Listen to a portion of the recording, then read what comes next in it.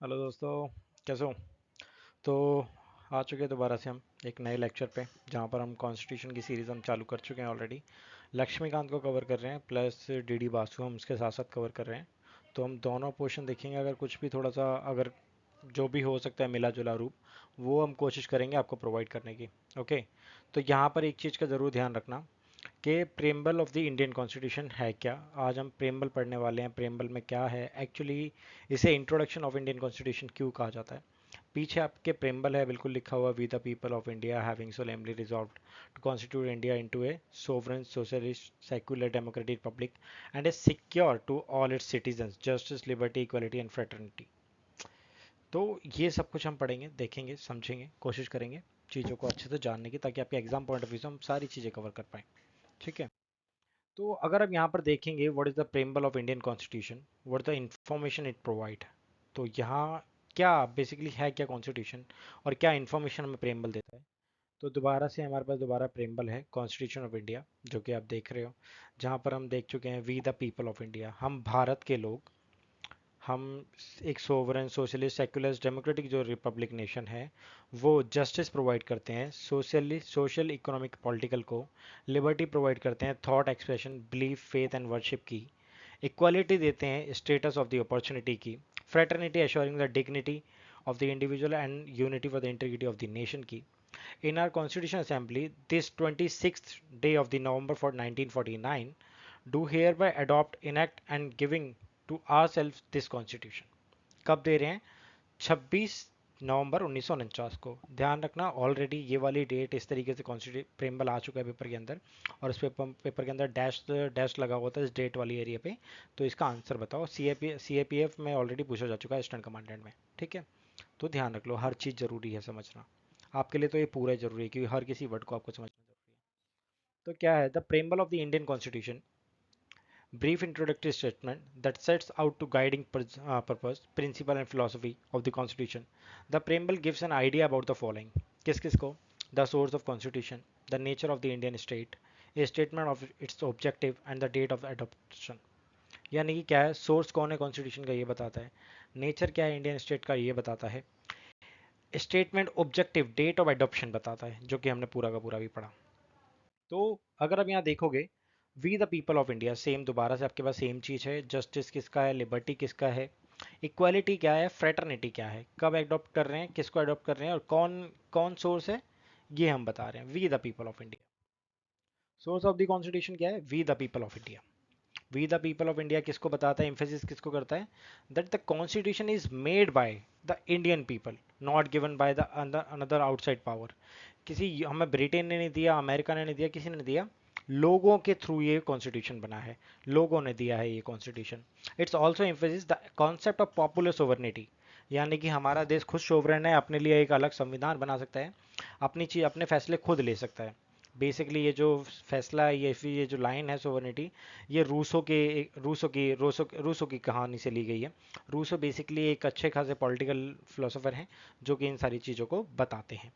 All the power inmates from the people and the political system will be accountable and responsible to the people. Constitution आपको बिल्कुल सही मायने में आपको ये बताता है कि जितने भी लीडर हैं, जितने भी नेता हैं, वो जिसको भी आप लीडर चुन रहे हो, इनेक्ट कर रहे हो एज ए लीडर, वो सब लोग, इवन द कॉन्स्टिट्यूशन, आपके लिए रिस्पॉन्सिबल है और अकाउंटेबल है। ठीक है। वो चाहे कुछ भी कर रहे हो, वो उसके लिए आपको जवाब देंगे। ठीक है। Nature of the Indian state क्या है, सोवरन है। सोवरन क्या होता है, extremely sovereign, externally free from the control of any foreign power internally, यानी कि हम अपने डिसीजन खुद लेंगे।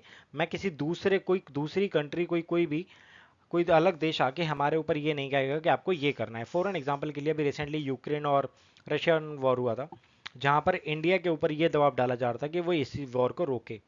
तो इंडिया डायरेक्टली उनका डिसीजन नहीं मानेगा, डायरेक्टली इंडिया डिसाइड करेगा कि उसको क्या करना है, क्या नहीं करना है, किसके पल्ले में जाना है, किसके में नहीं। आपने पंचशील समझौता सुना होगा आपने। ठीक है। तो ये सारे के सारे समझौता, या फिर यूएन के अंदर पार्टिसिपेशन, ये सारे हमारे खुद के फैसले हैं कि वहां पर जाना। ठीक है। कॉमनवेल्थ नेशंस का पार्ट बनना, ये हमारे खुद के फैसले हैं, हमारे ऊपर किसी ने दबाव नहीं डाला कि हम कुछ और करेंगे। ठीक है।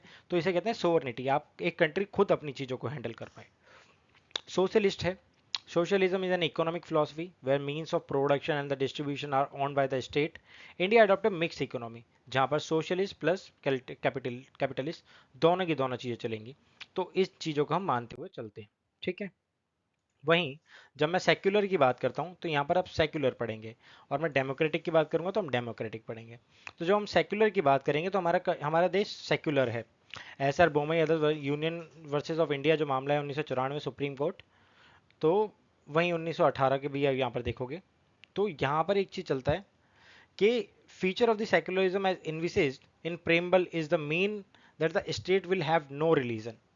किसी देश का किसी राज्य का कोई रिलीजन नहीं होता. वो हर किसी रिलीजन को, हर किसी व्यक्ति को, किसी भी धर्म के व्यक्ति को इक्वली ट्रीट करेंगे.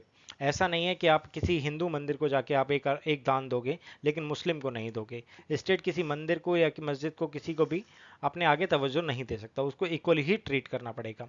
ऐसी कोई भी प्रैक्टिस जो इन दोनों के खिलाफ या फिर डिस्क्रिमिनेशन लाए वो सेक्युलर के खिलाफ जाएगी. ठीक है. वहीं डेमोक्रेट की जब आप बात करते हैं, indicates the constitution has established the form of government. Basically gets authority from will of the people. The ruler will elected by the people are responsible to them. Same जो भी आपका जिसको भी आपने इलेक्ट किया है जो भी है आपको कॉन्स्टिट्यूशन बताता है कि गवर्नमेंट किस तरीके से फॉर्म होगी और जो भी आप लीडर चुनोगे वो किसके रिस्पॉन्सिबल में होगा. आपने चुना है तो आपके रिस्पॉन्सिबल में रहेगा. तो that's basically called the government democratic. Republic क्या होता है? रिपब्लिक क्या होता है? Opposite monarchy. अपोजिट सिस्टम है मोनार्की का in which head of the state appointed on the hereditary basis of the life time. यानी कि एक के बाद मोनार्की सिस्टम क्या होता है जहाँ पर यहाँ पर राजा चलता है. उसके बाद उसका बेटा राजा बनेगा, उसके बाद उसका बेटा राजा बनेगा. वहीं अगर हम यहाँ पर देखें, a democratic republic in entity which head of the state elected directly और indirectly for a fix tenure. यानी कि हमारे जो राष्ट्रपति हैं उनको एक फिक्स टर्म के लिए यहाँ पर रखा जाएगा. उसके बाद 5 साल के बाद उनको हटना पड़ेगा. The president of India elected by an electoral college for a term of 5 years. The post of the president of India is not hereditary. Every citizen of India is eligible become the president of country. वो eligible है और वो apply कर सकता है इसके लिए. आप भी अप्लाई कर सकते हैं अगर आप में वो क्वालिटी, अगर आपके अंदर वो एलिजिबिलिटी है. आप सब अप्लाई कर सकते हैं, इसमें कोई दिक्कत वाली बात नहीं है. ऐसा नहीं है किसी आके आपको स्पेशली किसी पॉलिटिकल पार्टी का अगर आपको मेंबर होना जरूरी है, ऐसा कुछ भी नहीं है. आप डायरेक्टली जाके अप्लाई कीजिए, बट आपको वोटिंग मिलेंगे तो आप बन पाएंगे, अदरवाइज आपकी जमानत भी जब्त हो जाएगी. ओके. चलो, ऑब्जेक्टिव्स क्या है? ऑब्जेक्टिव्स में हम अपने पहले ही पढ़ चुके हैं. जस्टिस है, इक्वालिटी है, लिबर्टी है और फ्रेटर्निटी है. यानी कि भाईचारा, भाईचारा बढ़ाने की भावना, फ्रेटर्निटी. जस्टिस किसका है? सोशल, इकोनॉमिक और पॉलिटिकल जस्टिस हम प्रोवाइड करेंगे. स्टेटस और अपॉर्चुनिटी की हम इक्वालिटी देंगे. थॉट, एक्सप्रेशन, बिलीफ, फेथ और वर्शिप की हम आपको लिबर्टी देंगे. ठीक है, फ्रीडम देंगे. फ्रेटर्निटी, भाईचारे की भावना बढ़ाई जाएगी. Assuring the dignity of individual and the unity and the integrity of the nation. ये हम कोशिश करेंगे ताकि हम ये सारी चीज़ें एक देश के नागरिकों को जिसने संविधान बनाया है, we the people of India, उनको प्रोवाइड कर पाएँ. वहीं डेट ऑफ इट्स एडॉप्शन हमने आपको बता दिया है. ये 26 नवंबर 1949 को बना था. बट इसके लिए इसको लागू करने की जो डेट रखी गई थी वो 26 जनवरी 1950 रखा गया था. क्यों? Because of 26 January was selected for the purpose because of this day 1930 when the declaration of Indian independence, पूर्ण स्वराज की जो सबसे पहले जो रावी नदी के किनारे मांग की गई थी आईएनसी के द्वारा, वो 26 जनवरी 1930 को ही की गई थी. तो इसीलिए सबसे पहला जो स्वतंत्रता दिवस जो मनाया गया था वो 26 जनवरी 1930 को मनाया गया था. और सेम चीज अभी फॉलो की जाती है. ठीक है. Article 394 states that this article 5, 6, 7, 8, 9, 60, 324 और बाकी के ये जो आपको आर्टिकल दिख रहे हैं इनको 2 महीने के लिए पहले ही लागू कर दिया गया था. बाकी के जितने भी आर्टिकल हैं वो 26 जनवरी 1950 से ही लागू किए गए, ताकि एक सिस्टम, एक नॉर्मल एक रेगुलेशन भी तो बनाना था. आप उनको खाली नहीं छोड़ सकते हैं. ठीक है. Information bits related to preamble of Indian Constitution. Who was the calligrapher of the Indian Constitution? तो वो जो कैलीग्राफर थे वो थे प्रेम बिहारी नारायण रायजादा, जिनका जन्म बेसिकली 1901 से 1966 तक वो रहे. was a calligrapher who hand wrote the constitution of India. जो आपको कॉन्स्टिट्यूशन में जो आपको डिजाइन दिखती है, जो भी आपको एक अलग तरीके का फॉन्ट दिखता है, वो सारा का सारा डिजाइन वो प्रेम बिहारी नारायण रायजादा जी ने बनाया था. Who was the chief artist behind the illustration of the original Indian Constitution? Nandalal Bose took up the historic task, beautifying, decorating, money scripting, जितना भी आपको दिखेगा, जितना भी ब्यूटीफुल चीज़ आपको जिस तरीके से आपको उस बुक में दिखेगा, वो आपको सारा का सारा यहाँ दिखेगा। वही जो कैलीग्राफर जो हमारे रहे हैं, जिन्होंने उस फॉन्ट को डिज़ाइन दिया, जिसने उस चीज़ों को बनाया, वो आपको ये हमारे नंदलाल प्रेम बिहारी हैं। नंदलाल हमारे बेसिकली जिसने ब्यूटीफुल, जिसने डेकोरेट किया, ब्यूटीफुल बनाया कॉन्स्टिट्यूशन को, एक बहुत अच्छे तरीके से सजाया, उन्होंने बेसिकली, जिनको ये थे नंदलाल बोस, जिनको असिस्ट किया बेओर राम मनोहर सिन्हा जी ने। ठीक है। वहीं अगर आप इसको देखोगे, the preamble who design and decorate the preamble page of Indian constitution, तो इसके लिए बेसिकली बेहोर राम मनोहर सिन्हा जी को हम बेसिकली कहते हैं, तो उन्होंने ये सारा किया था। Supreme court in Keshwanand case recognized that preamble may be used to interpret ambiguous areas of constitution where the offering differing interpretation presents themselves। 1995 case union versus LIC जो केस था, उसमें ऐसा कुछ हुआ था।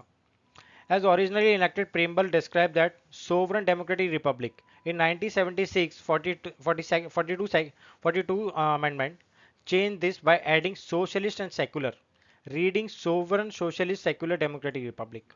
पहले क्या था, सोवरन डेमोक्रेटिक पब्लिक था, उसके बाद में sovereign socialist secular democratic Republic इसे पढ़ा जाने लगा।